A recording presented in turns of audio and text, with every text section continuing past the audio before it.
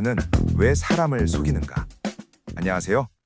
지난 시간에는 세상 모든 자산이 결국 썩는다는 이야기를 했습니다.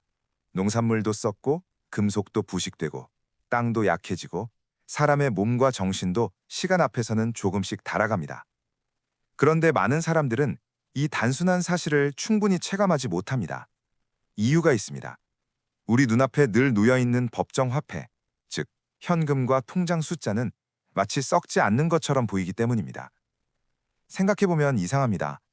사과는 오래 두면 상합니다. 철은 녹이 습니다. 자동차는 감가가 됩니다. 건물은 해마다 손을 봐야 합니다.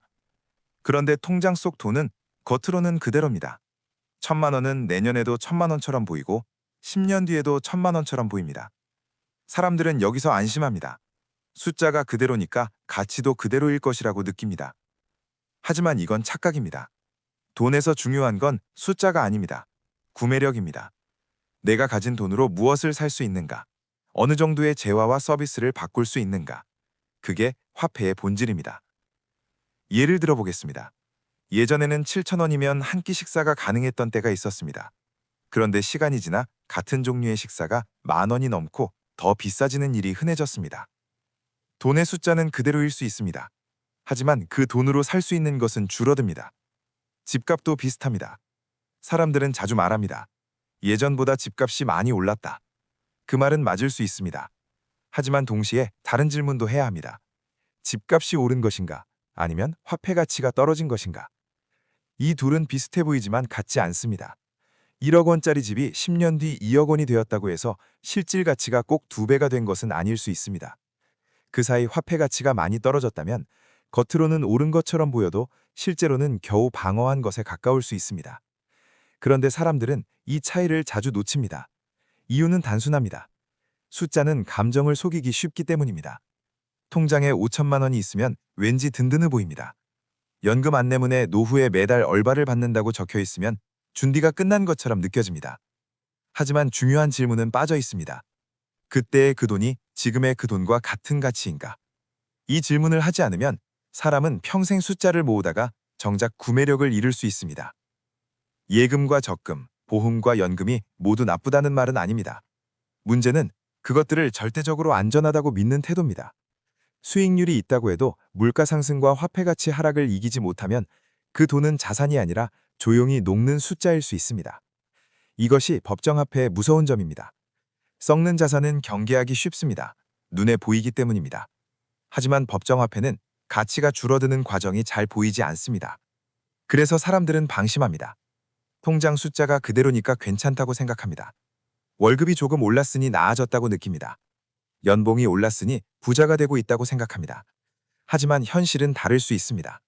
물가가 더 빠르게 오르고 세금과 비용이 늘어나고 주거비와 교육비, 의료비가 더 가파르게 오르면 명목상 소득은 늘어도 실질 생활은 더 팍팍해질 수 있습니다. 즉, 숫자는 늘었는데 삶은 더 어려워질 수 있다는 뜻입니다. 이게 바로 법정화폐가 만드는 착시입니다. 숫자는 안정감을 줍니다. 그리고 사람은 그 안정감에 쉽게 익숙해집니다. 사람들은 변동성을 싫어합니다. 그래서 오르내리는 자산보다 겉으로 안정적인 현금과 금융상품을 선호합니다. 하지만 역설적으로 가장 안정적으로 보이는 것이 가장 조용히 가치를 잃고 있을 수도 있습니다. 여기서 또 하나의 변화가 생깁니다. 화폐가 이런 착시를 만들기 시작하면 사람들은 새로운 시도나 공부를 불안하게 느끼기 시작합니다. 선택지를 넓히는 행동보다 그저 숫자가 줄지 않는 상태를 안전이라고 믿게 됩니다.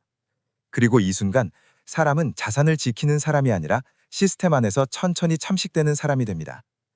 문제는 이런 착각이 개인에게만 생기지 않는다는 점입니다.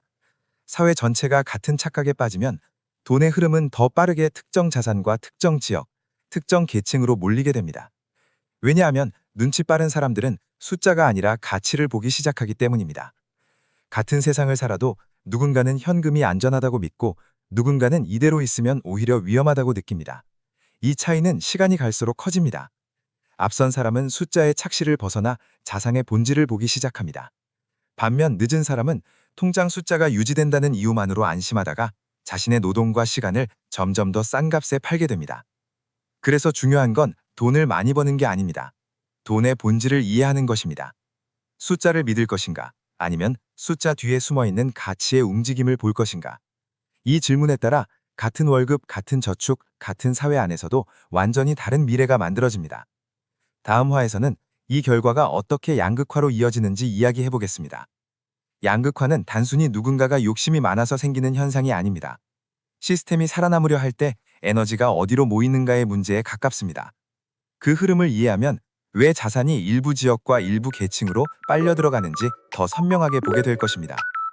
오늘 내용이 도움이 되셨다면 구독과 좋아요 부탁드립니다.